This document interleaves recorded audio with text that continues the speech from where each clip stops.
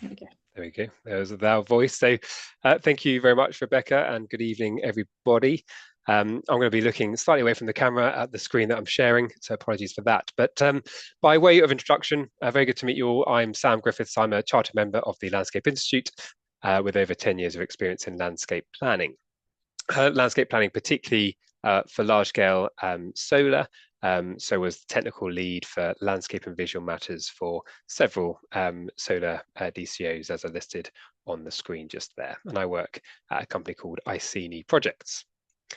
So as has been established by Rebecca in some of the previous webinars, we're running through a few technical topics, and this one is all about landscape and visual. So starting at the very beginning, what is landscape and visual? And the first point to make is that is two separate but interrelated disciplines. So we prepare a single document called a Landscape and Visual Impact Assessment. The acronym is LVIA, but within that LVIA, there are two separate assessments, one of landscape impacts and the other of visual impacts. And the assessment of landscape impacts relates to change to the landscape in its own right. So for a change to the landscape, there doesn't need to be any involvement with people. Nobody has to be able to see the change. So that could be either a physical change to the components of the landscape, the removal of elements such as hedgerows or change of topography, or indeed the introduction of new elements, in this instance, solar and associated infrastructure. And that could be a physical change, therefore, or it could also be a perceptual change to how that landscape is perceived. And therefore, there could be a change to a landscape character area adjacent to the site, for example. It doesn't have to be limited to the physical or spatial element within which a site is located. The assessment of visual effects is different, and as you would anticipate, always relates to impacts on people. So it's the change to the views and visual amenity as experienced by people. And we normally categorize those people into different receptor groups. It's a little bit clinical, but receptor groups often or typically it would be a consideration of residential receptors, i.e. people at home, or it may be people walking on public rights of way, or it may be people traveling along roads, for an example, road users. And the goal really of the LVIA is to identify potentially significant landscape and visual impacts. And that's not just true of the LVIA, but the EIA, the Environmental Impact Assessment more generally, which is all reported in the ES, the Environmental Statement, as you'll be aware. We love our acronyms.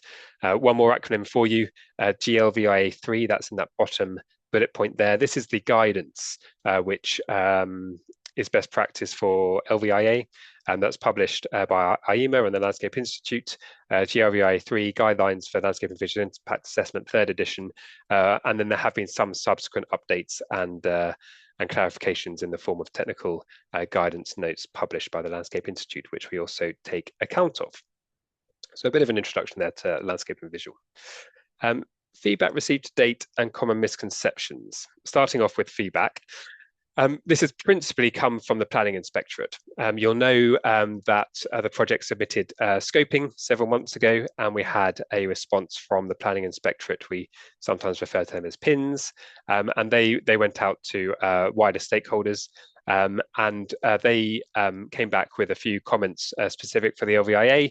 There's more than just those on this slide, but I thought it was worth highlighting a few to you.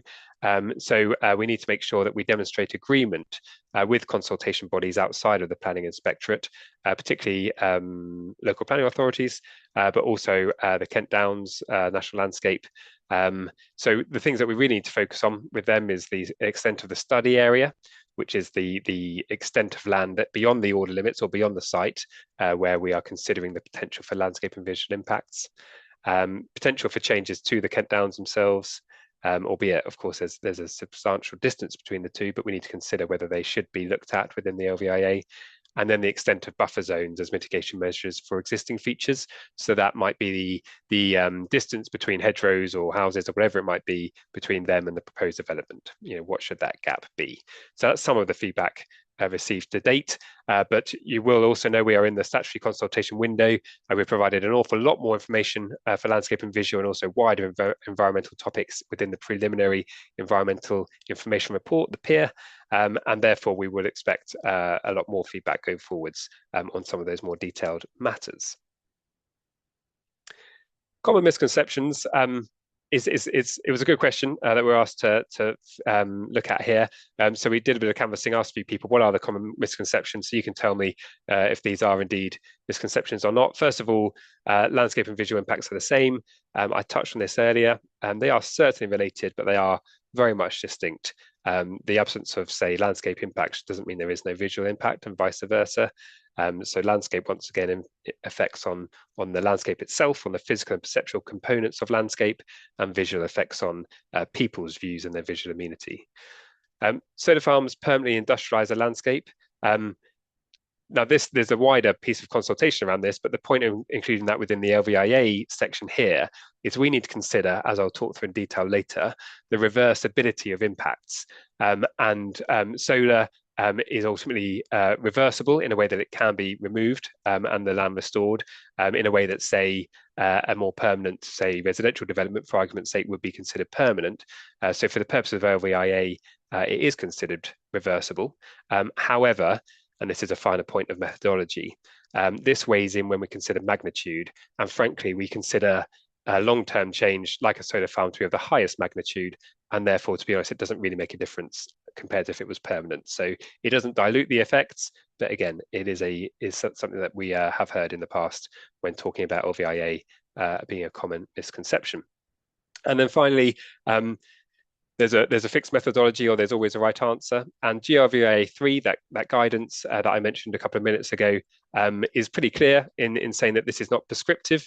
There's not a recipe for an assessment, and that's why really we need to make sure we do that consultation, particularly with those host authorities, to make sure that they agree that methodology, that it is indeed transparent and evidence-based, to make sure that we are providing an assessment that is agreeable. And is ultimately we can submit the impacts of the proposed development to the examining authority and in due course the Secretary of State, and that is a reliable assessment to be considered. So moving on to the approach of the assessment. What you can see here on the right-hand side is very familiar to those involved in LVIA. It comes from that guidelines that I mentioned, the GRVIA 3. It gives a high-level overview of how an assessment is undertaken. And this is pretty consistent with other environmental topics, but with some nuance for landscape. So starting at that top box there that says for each effect or receptor identified. So when we're talking about receptor, you could think about, again, a person, if we're talking about visual. So somebody at home or someone driving along a road. And the first thing that we do is we go left on that flow chart, on that diagram, to looking at two things, susceptibility and value. So the value, when we're looking at visual, would be what is the value attached to this view? And that is essentially what is the quality of that view? Has it got detracting features in it, i.e. things of poorer quality? So an extreme example of this might be, is there, and this is an extreme example, a landfill site in the view. Therefore, the value of that view is going to be lower. If you've got a high quality view with very distinctive natural features or high scenic quality, that might be a higher value view. Then you also look at susceptibility of a receptor. So that is essentially how susceptible is that person in this instance to a potential change. So a resident at home, we all know the view out of our own windows pretty well. We would be very susceptible to that change, and therefore would typically be a high susceptibility. If it is somebody traveling along a road at a national speed limit, their attention would hopefully be more on the road in front of them, being the driver, and therefore their susceptibility to change would be lower. And then if perhaps you're walking along a public right of way, if it's particularly scenic, it could be a high susceptibility. If it's along, say, a close board fence, it would be much lower. So we look at the susceptibility and the value, and we combine them to be an overall rating of sensitivity. So you might have a high susceptibility and a medium value. You combine them into the overall sensitivity of a receptor. At which point we pause, we go back up to the top for each receptor identified, and we go down the right-hand side, and we look at three things to define the magnitude of effect, or sometimes we say magnitude of impact.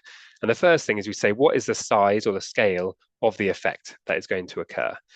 So if we're looking at a landscape perspective, that could be the physical space occupied by a proposed development. And if we're looking at visual, it could be the extent of somebody's visual amenity in different directions, or indeed the extent of a view, if it's a very particular view that would be occupied by the change, by the proposed development. That's one aspect of magnitude. The other would be the duration of the effect. So this could be how long will that be experienced for? Again, if you're flying along at a national speed limit, the change has gone quite quickly. Or it could actually be how long would the proposed development be in place. And I touched on this earlier, even though solar of this kind is considered reversible, we consider the effects to be long-term, and therefore we attribute that to the highest level of magnitude when it comes to duration. And then likewise, reversibility as well. Can this be reversed as it suggests, or actually, even when we were to remove the proposed development, would there be lasting permanent effects? That also needs to be considered. Those three things are also combined into your overall magnitude. So you get to the point of your methodology where you've got sensitivity defined, you've got magnitude defined, and then they're combined to lead to the overall significance of effect. So it might be we've got a medium sensitivity receptor and a medium magnitude of effect, and therefore that would typically come out as a moderate impact. As I said earlier, GLVIA is not prescriptive, it's not a recipe, but broadly speaking, that would be a moderate impact. And therefore, you need to say, is this significant or not? And we typically say moderate and major impacts are significant, and then minor and negligible are not significant, with the potential to modify that based on professional judgment if in agreement with the LPAs. But to be honest, that's quite unusual. Normally, moderate and above is significant, minor and below is not. So just trying to give a bit more of an example of what this might actually look like now. You can see here, those familiar with the project, we've got the order limits in red, essentially the site boundary, and then buffered to that is this black dashed line, and that shows the extent of the study area, which extends for 2 kilometers beyond those order limits. And that means that we are assessing landscape and visual impacts within 2 kilometers of those order limits. Beyond that distance, it's not to say there'll be absolutely no visibility or there'll be absolutely no impact, but it is saying that, it is saying that beyond 2 kilometers, it is very unlikely there'll be significant adverse impacts.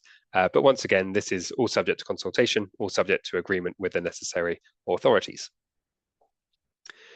And then here, I mentioned landscape receptors earlier. I think visual is quite clear. It's a person. Landscape needs a bit more time to explain, perhaps. So all authorities across the country have defined their own landscape character assessment. And within that, there are landscape character areas, which are extents of areas which have a consistent character to them. So it's clearly identifiable. And then when we go over the boundary of a character area, something changes. It might become undulating compared to flat. It might become industrial, or it might become built up compared to rural, for example. There's, of course, a fair bit more nuance to it than that. But broadly speaking, they're the kind of things. What's the land use? What's the topography like? What's the scale like? Is it small scale field pattern? Is it large scale field pattern? What's the exposure like? All of these kind of attributes will come into it. So we assess the impacts on each of these character areas. But as I say, these are typically published by the host authorities, and actually they typically don't go into much detail on local villages or settlements. And therefore, if we only assess them, I think it would be probably doing a bit of a disservice to some of the local areas to say not have a specific assessment on the character of, say, Lydd, using a bigger example within the study area. And therefore, in our assessment, we are defining some key characteristics of the local townscape areas, so Lydd being one example, Greatstone being another, and then defining the impacts on those receiving areas within the landscape assessment as well. Visual, again, we define that study area, and then we produce a series of plans called Zone of Theoretical Visibility Mapping. And again, ZTV is the acronym for short. And that is a computer-generated map which shows the extent of land from which you would be able to see the proposed development. So we build up a web of points, all to the corresponding height of the proposed development, and then we elevate that by a further 1.6 meters, because that's the typical height of a person according to guidance. No comment on whether that is typical or not. And then from there, we can run a map which shows all of the land from which a typical height person would be able to see the proposed development. And we normally do that on a bare earth scenario. So we don't account for any vertical features at all, be it hedgerows or buildings or anything like that, just to show the worst case in terms of visibility, or the maximum extent, perhaps, is a more accurate way of saying that. And then we also run the same model, but using digital surface model. So instead of DTM, digital terrain model, we use digital surface model, which accounts for vertical features, walls, buildings, hedgerows, etc. And then we can start to see how those vertical features impact that visibility and curtail it. So it gives a bit more of a nuanced picture. But it's important to flag that ZTVs are a computer model, and they are a tool. They are not absolutely true, and we always go out and verify them in the field. Just because you can see on the ZTV it shows some visibility, it might be very small or it might be very big. We've got to go and have a look. We've got to understand this. In LVIA, there is no substitute for, frankly, going out and having a look ourselves. And then when we define the impacts on a person, a visual assessment, a visual receptor, we typically, or well, almost always, accompany that with a photograph. We are not assessing the impact on that view in the photograph.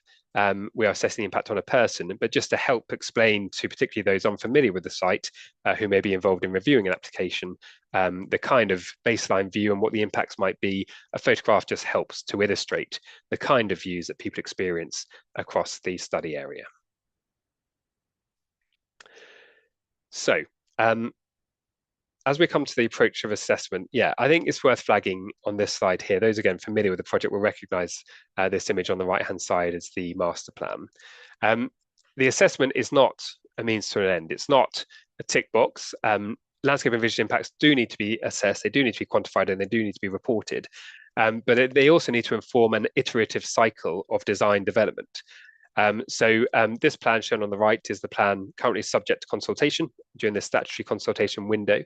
Again, those familiar will know that it has been through a change process since the first consultation.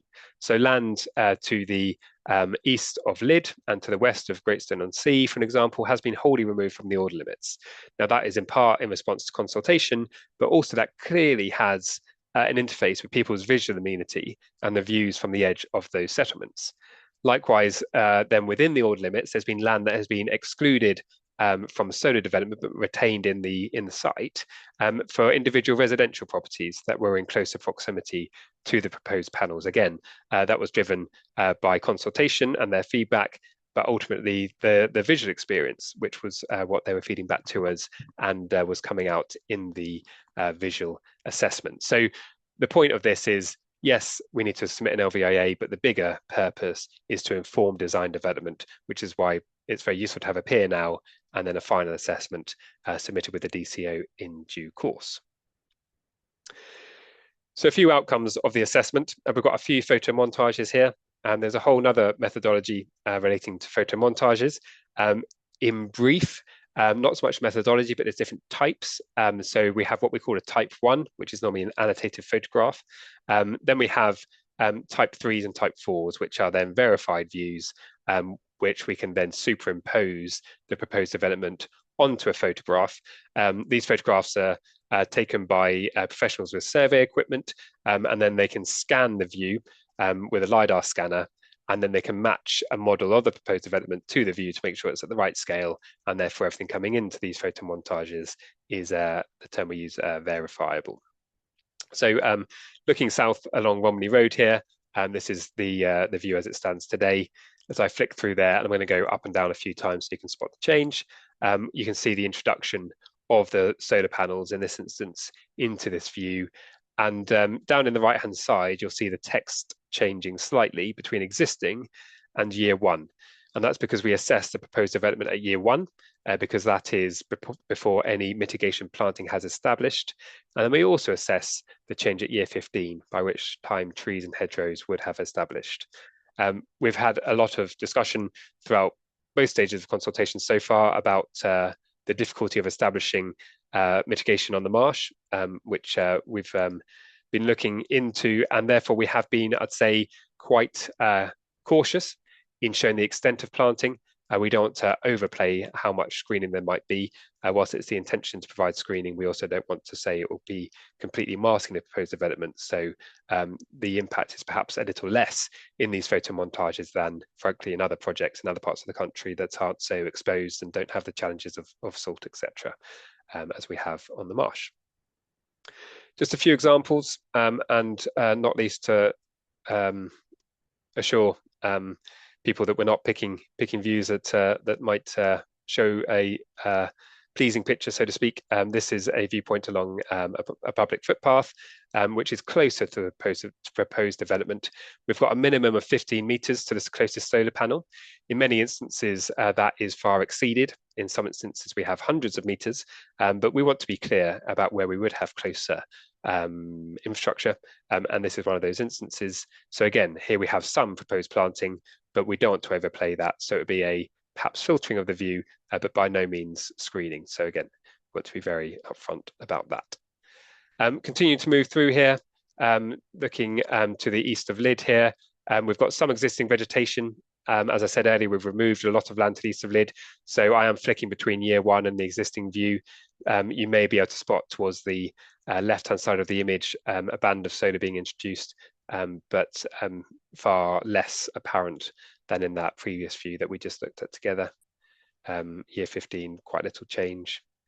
And then looking from the west of Lydd as well, hard to decipher much change given the distance of the offsets from Lydd to then parcel A, as we refer to it, Southbrooks A.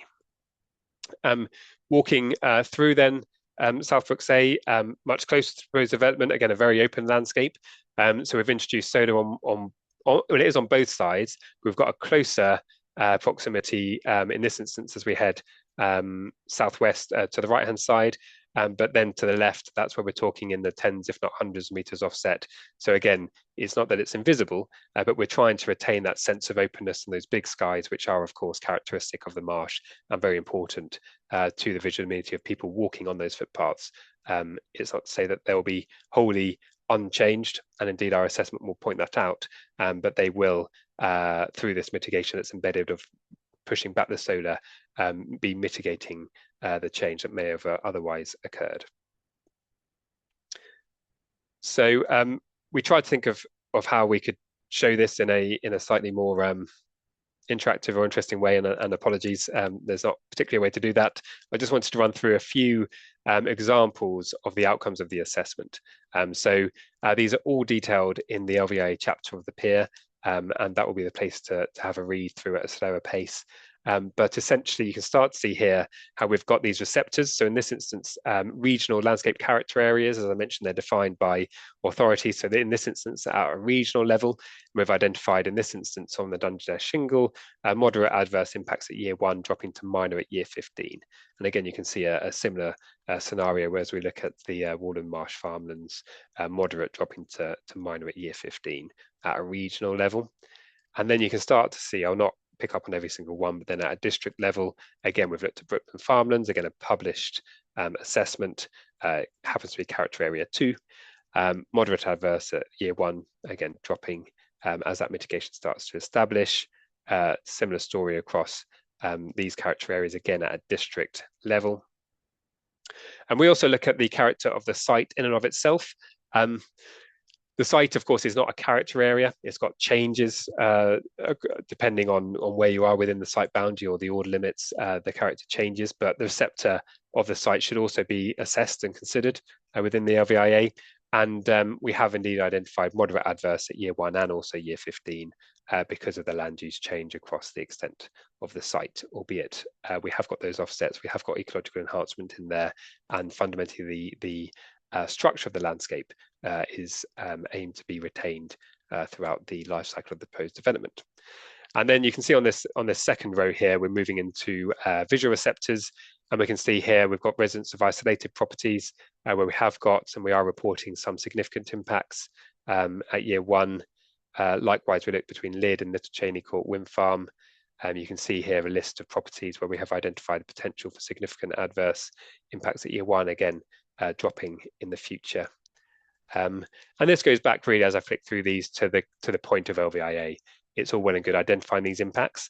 Our job as we go through statutory consultation and then our final design development is to reduce as many of these impacts as we can through design, such that by the time we submit, we've got as few significant impacts as we can achieve. You can see here, for instance, people using public rights of way between Romney and Lyd, again, have been identified at this stage as experiencing potentially moderate adverse and therefore, again, significant impacts at year 1. So what we're moving on to, the most important bit I've already mentioned, which is further design iteration based on feedback and the landscape and visual impact results as reported in the peer. But beyond that, we've got some further field work to do. That's particularly in respect to those local townscape character areas, which have been defined, but we want to understand the change of the seasons on those areas, particularly on people's views out. That's partly screening that occurs across the landscape. It's also just the change of the agricultural landscape, which we recognise as being important to people's views, to the landscape character, and shouldn't be missed out from the LVIA. And also we have got ongoing conversations with local authorities on landscape and visual matters, agreeing the parameters of the assessment, the approach, the methodology, etc. So that's our current focus. With that, it brings us to the end of the presentation. And as Rebecca touched on earlier, we will open up to some Q&A. Thank you for listening. Thanks, Sam. I've got a couple in the Q&A box, and I've also received 2 by email from Stephanie. So we'll take those first, if that's okay. So Stephanie has asked, the LVIA acknowledges long-term solar changes the character of the marsh. How do you justify this level of transformation in a nationally distinctive open landscape? Yeah, it's a very good question, Stephanie. The LVIA doesn't deal with so much the justification as much as the reporting of those effects.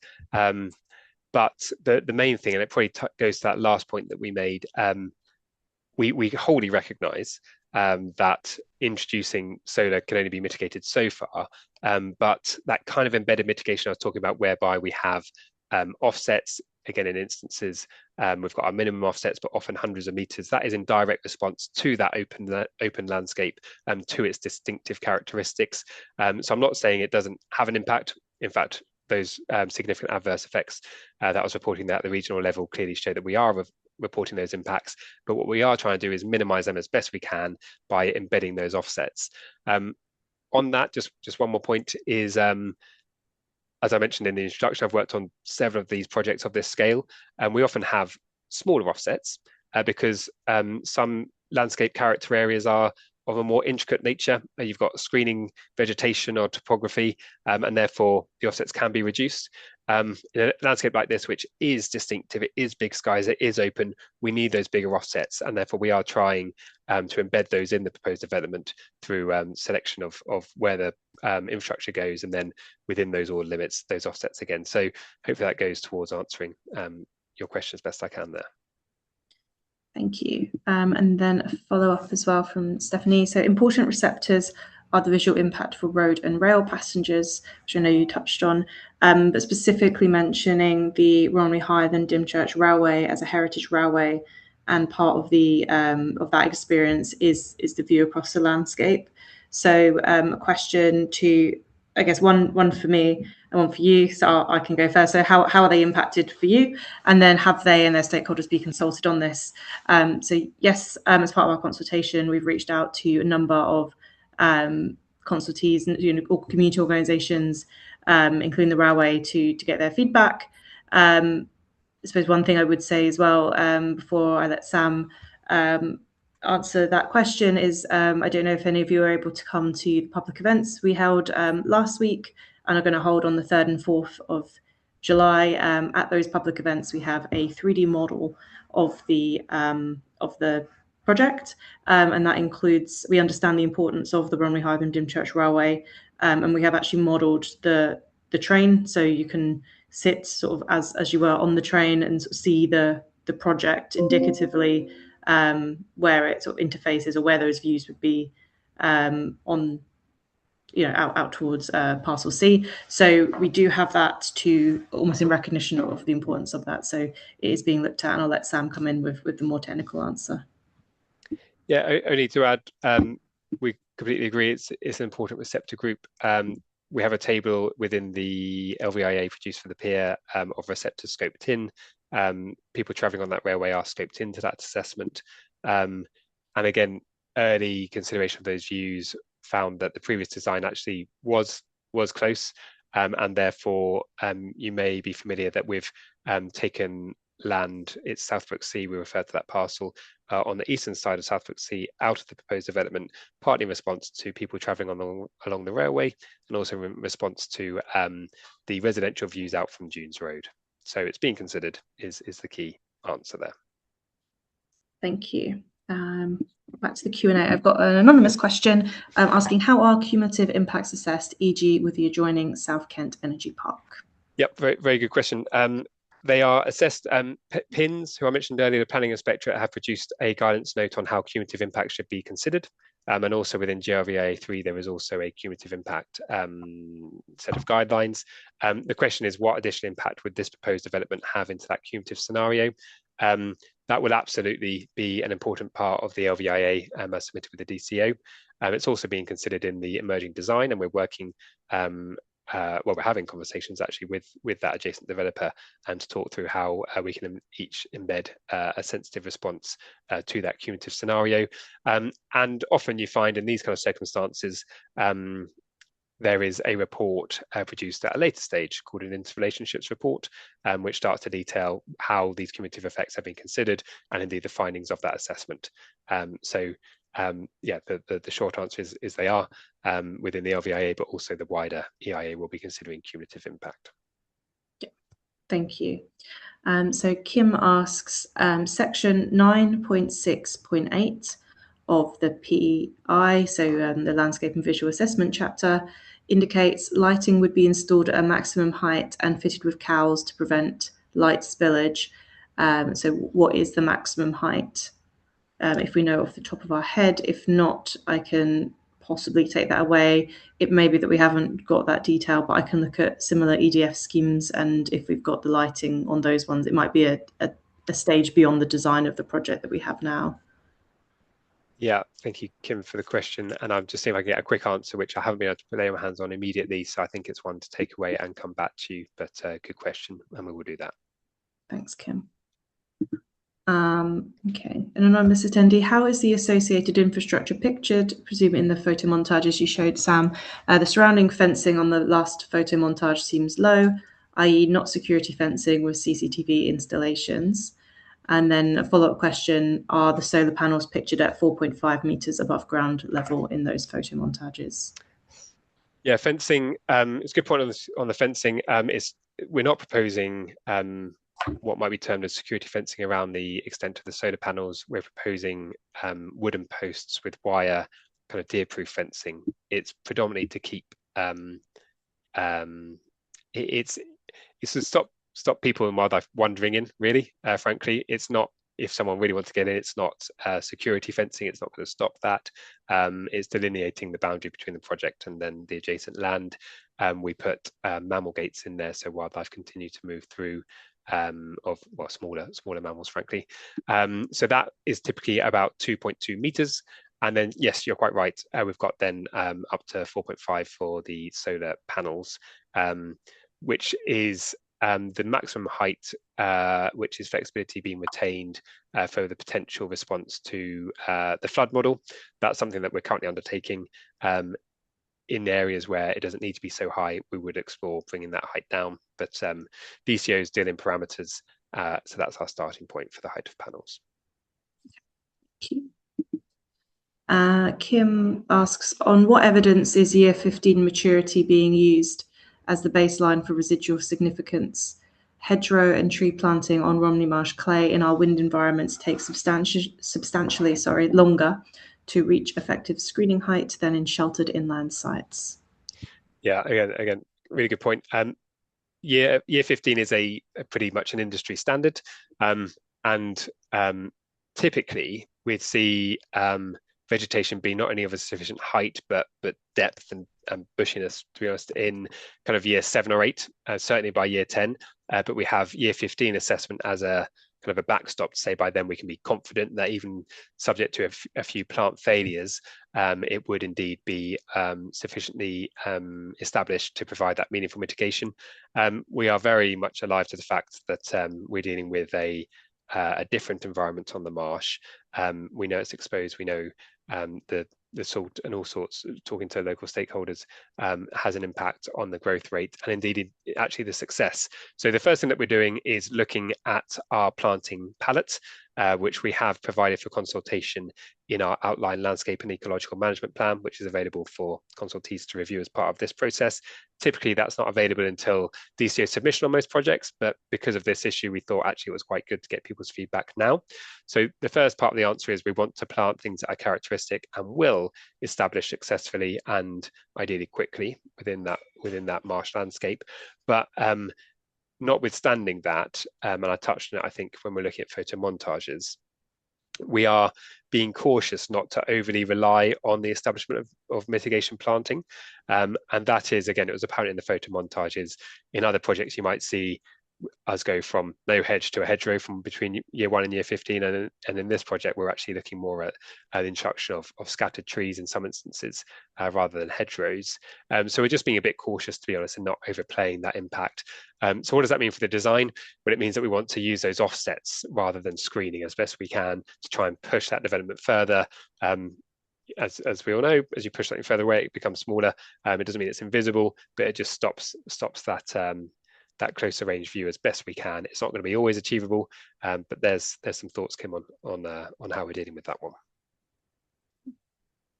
Thank you.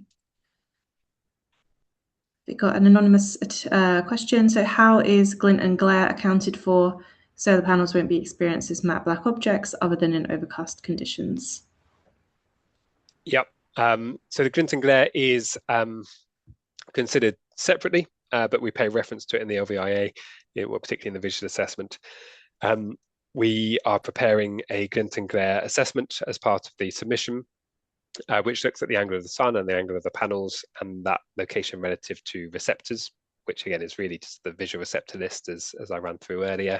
And we will indeed try to mitigate that as well, where those impacts are unacceptable.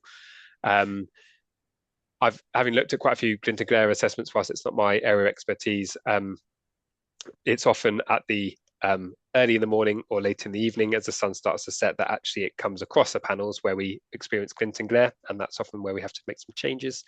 Other than that, it's probably another area of expertise which strays outside this one, and I wouldn't like to go much further. But rest assured, it's its own discipline that is considered and reported and then reviewed throughout the examination. Great. And then the last one I have currently, and I've just checked the Outlook and I haven't got any more questions, but if you have any more questions, please do put them in. So the last question is, what is the role of the 3D model you showed at the exhibition? Does this accurately represent what a visiting walker or resident would experience? So perhaps if I can, we use the 3D model as a consultation tool because we appreciate that, people want to see where the impacts are in respect of, particular walks that they might take or the views from their properties. Maps, photo montages, very useful, very good. The maps, you're getting an aerial view, and photo montages are more from public locations around the site, wouldn't typically be from private locations.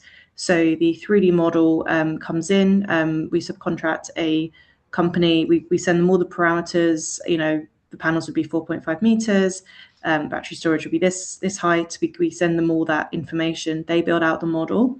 And then the purpose of that being that you could sit with Sean, who operates the model, and he can show you different indicative views from your property at different heights and at different areas around the site. So we build out that model to the worst case. As Sam says, exactly the same as the photo montages. So all the panels being 4.5 meters, the substation being allowing for a bit of soil structuring, a bit of leveling out. So we try and give a worst case indicative view to try and paint a picture, an illustrative view of what those views could be like, accepting that it's a digital model. And when you actually go and see the site and see the depth of the trees and everything else, there may be small variances. But I suppose really it's to get perspective and distance, and imagine those offsets a bit more that you might not get when you're looking at a map. Okay. I haven't received any more questions. I'll just check. I've not got any in the Q&A or the chat. I'm just going to have a look at my Outlook, and I haven't got any in there. Appreciate we're a little bit early, but I won't propose to keep everyone for more time if there isn't, but I'll just give everyone a couple of minutes more just in case there are any more further thoughts. Firstly, Kim, I just had a quick look through another project to see if we can give you an indicative lighting height. I think worth saying, it's not the case there would be lighting at the site perimeter.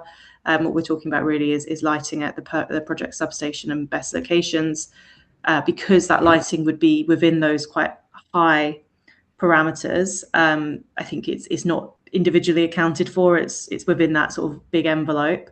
So I will go and check with the asset operations team at EDF so if we can see exactly how high those lighting poles are within those areas. No problem. You're very welcome. And Stephanie has just asked, why has the size been extended? Presume, and do correct me if I'm wrong, Stephanie, this might be the fact that we've the overall size, the hectareage of the scheme has increased between phase 1 and phase 2. As you, Sam, if you could comment on that, but Stephanie, if that's off base. Yeah, Stephanie, the answer can only be we've introduced what we call visibility displays along road corridors to make sure we've got safe exit and entry into the site, and we've introduced some cable routes which will be underground to be between the solar panels and the point of connection, and we've introduced the access track between Southbrooks A and the wind farm as well. So please rest assured that the site hasn't got bigger in terms of proposed components of the project. It's just we've brought in some wider land that's needed for cabling and access. I'm just trying to find, and Stephanie confirmed that was her question, so thank you. I'm just trying to find we've got some hectareage for the above ground element of Southbrooks, which might be quite helpful to compare from the previous. Just find them. So yes, the above ground development, phase 1, we had 821 hectares proposed for above ground development, which is just shy over 2,000 acres, so 2,028.9 acres. And at phase 2, that has reduced down to 655 hectares, which is 1,619 acres. So an overall reduction in the areas proposed for those above ground development, but our site boundary has necessarily expanded to take into account those cable and access points that Sam talked through. Thank you. Okay, I haven't got anything else. So I'll propose to draw this webinar to a close. Thank you everyone very much for your time this evening. We will make the recording available as soon as possible. Tomorrow we have our next webinar. We've got a double feature this week. So this is on battery safety. This will be a much more interactive style Q&A, and we've got a couple of battery safety experts to be able to answer some questions or any questions you have about battery safety. So look forward to seeing potentially some of you there. And I haven't got any more questions, so I will say thank you again and have a good rest of your evening. Thank you. Good evening. Thank you.